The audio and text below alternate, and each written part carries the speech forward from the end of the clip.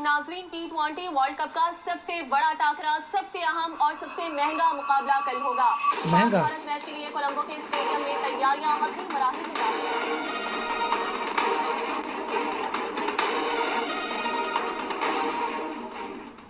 पहला सवाल तो आप सबका यही होगा कि आपको पहले कैसे पता होता है। अभी मैच खत्म नहीं होता पहले ही आपकी वीडियो आ जाती है। उसकी वजह यह है कि किसी अंधे को ही नहीं पता होगा, हिस्ट्री रिपीट्स इटसेल्फ वाली बात होती है। आप सब ये समझते होंगे कि पाकिस्तान की क्रिकेट टीम बहुत ज़्यादा अनप्रेडिक्टेबल है, यानी कि ये फैसला करना बड़ा मुश्किल है कि वो जीतेंगे या हारेंगे। लेकिन एक मामले में वो बहुत ही ज़्यादा कंसिस्टेंट और मुस्तकिल मिजाज पाई गई है, और वो है इंडियन क्रिकेट टीम के हाथों जलालत को पूरी कौम के मुंह पे मल देना। और आज भी वही हुआ है। उसकी वजह यह है कि पाकिस्तान क्रिकेट टीम जो कि अपना 9वां या 10वां तकरीबन मैच खेल रही थी T20 वर्ल्ड कप्स की तारीख में हिंदुस्तान से, इससे पहले 7-1 किया था। आज जनाब वो 8-1 करवा के वापस आ गए हैं। हमें तो मालूम ऐसे होता है कि जैसे पाकिस्तान क्रिकेट टीम को लूटने के लिए इंडियन टीम आती है। उसकी वजह यह है कि ना अपने वेन्यू पे वो खेलते हैं, ना हम वहाँ पर जाकर खेल सकते हैं। तो वो होता है ना कि अपने मोहल्ले से बाहर बुला के किसी को मार देना। यहाँ पर भी वही हुआ है कि मोहल्ले से बाहर बुला के कुट लगाते हैं। हमेशा चैंपियंस ट्रॉफी में भी यही किया था, और आज श्रीलंका ले जाके उन्होंने हमें मारा है। और वहाँ भी इतना टर्न हो रहा था जितना शायद बहुत से कौमी क्रिकेट टीम के खिलाड़ियों के कद नहीं होंगे, जितनी बड़ी टर्न हो रही थी आज। उसके बावजूद ईशान किशन ने जिस तरह डिमोलिश कर दिया पाकिस्तान की बैटिंग लाइनअप को, इंक्लूडिंग और premium fast bowler Shaheen Shah Afridi, eagle साहब, और उसके साथ साथ शादाब खान साहब। अब शादाब की इकॉनमी तकरीबन 13 की, शाहीन की 15 की। विकेट्स कौन ले रहा है? साइम अयूब, जिसने बैटिंग करनी है, और जब बैटिंग करने आ रहा है तो जल्दी आउट हो रहा है। पहली विकेट कौन ले रहा है? सलमान अली आगा ले रहा है। उसकी वजह है कि स्पेशलिस्ट वैसे ख़त्म हो गए हैं, सब के सब पार्ट टाइमर रखे हुए हैं। किसी दिन बैट चल जाएगा, किसी दिन बॉल चल जाएगी, क्योंकि पाकिस्तान क्रिकेट टीम सबसे पहला मैच जो है ना वो PCB के खिलाफ खेल रहा होता है। बिकॉज हर लड़के को बताया होता है कि आज ना चले जाते कल फारग हैं। So that's why they just want to shine anywhere that is possible। और वो चाहे वो बैटिंग इस बार तो सभी को फारिग कर देना चाहिए, कुछ भी चल जाए ताकि रात को मीडिया ट्रायल ना हो हमारा। ये है जनाब मीडिया ट्रायल। तो 8वां मैच हारने का एजाज हासिल कर लिया आज हमने। बहुत से पाकिस्तानी बस सही है, मीडिया ट्रायल। पहली दुआ पाकिस्तानियों की आपको पता यही होती है कि बारिश हो जाए। ये लोग यही प्रे कर रहे होंगे कि भैया बारिश हो जाए ताकि एक पॉइंट मिल जाए दोनों। जब आउट हो रहोगे तब बोलते हैं बारिश हो जाए, तब भी होगा।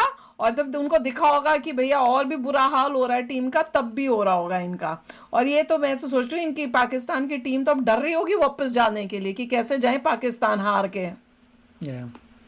ठीक है, नेचर को भी रहम नहीं आया पाकिस्तान क्रिकेट टीम के ऊपर। हर बार इधर ये थी कि ये जो बॉयकॉट किया है पाकिस्तान क्रिकेट बोर्ड ने इस मैच का, ये जारी रहे। लेकिन बॉयकॉट भी खत्म हो गया। बहुत से लोगों ने कहा इससे बहुत अच्छा था कि बॉयकॉट के नाम थे जाते। वो तो हम तो कह रहे थे, मैं तो कहा था कि इज्जत ही बची रहेगी पाकिस्तान टीम को। उसकी वजह ये है कि आपको पिछली वीडियो में बताया था कि मिलियंस ऑफ डॉलर्स का ये मैच होता है। तो हमें तो ये लगता है कि जब भी ये मैच होता है तो ICC के भी अकाउंट भर जाते हैं, BCCI भी बोरियां भर के कैश घर ले जाती है, PCB को भी कैश मिल जाता है। हाँ, 11 लड़के बीच में फंस के यरगमाल बन जाते हैं, और 11 लड़के। तो आज भी यही हुआ। मेहनत करिए, that's the only answer। जो हमारे बॉब्जी द किंग है, उनका जो गेट था ना अक्षर पटेल ने जब आउट किया, वो शायद गद्दाफी स्टेडियम के गेट से बड़ा था जब बोल्ड हुए हैं, क्योंकि इतना स्पिन हो रहा था विकेट के ऊपर जितने शायद बल्ले भी बड़े ना हो पाकिस्तानी खिलाड़ियों के।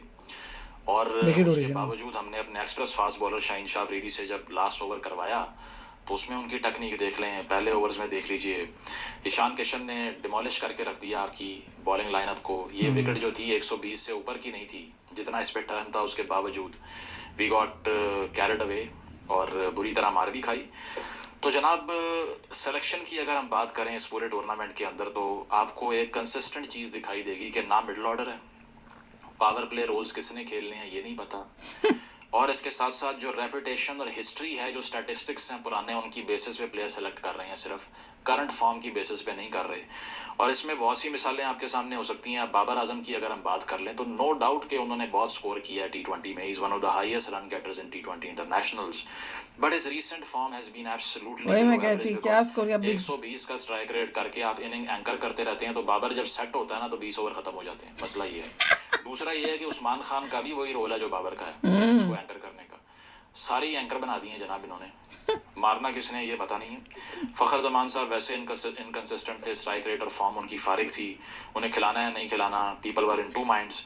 शादाब खान का आपको पता है, क्योंकि पाकिस्तान क्रिकेट टीम बेसिकली दामाद 11 बनी हुई है आजकल, तो उसमें किस बेसिस के ऊपर सिलेक्शन होती है ये आप मुझसे बेहतर समझते होंगे कि किस बेसिस के ऊपर होती है। दूर दूर तक उनकी कोई ऐसी स्पेक्टेकुलर रीसेंट फॉर्म नहीं होती। हाँ, अगर मौका मिल जाए एक आधी 50 करके 2 साल के लिए सरों पे मुसल्लत हो जाते हैं।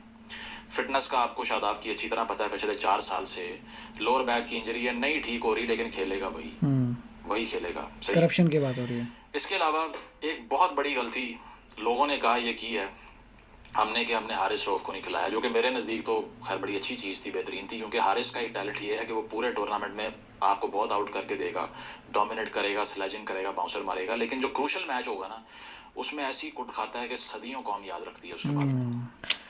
तो BBL में उसने आउट किए, लेकिन he was not picked fortunately. ठीक है, अगर वो होता भी तो कुछ नहीं बिगड़ना था।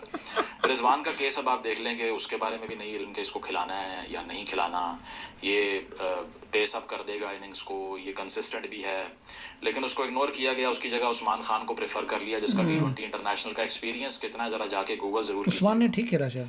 UAE की डोमेस्टिक लीग में लैंड हो गए PSL की वजह से, जिसकी बॉलिंग लाइनअप ही इतनी वीक होती है कि PSL की एवरेज पे प्लेयर सेलेक्ट कर रहे हो, इंटरनेशनल लेवल की बॉलिंग तो देख लो कौन सी है कौन सी नहीं है। इसके अलावा जनाब मोहम्मद नवाज साहब, उनका भी आपको पता है कि बैटिंग करनी है बॉलिंग करनी है, आज तक समझ नहीं आई। आप सब में से कोई एक बंदा बता दे whether is a bowling allrounder और बैटिंग ऑलराउंडर।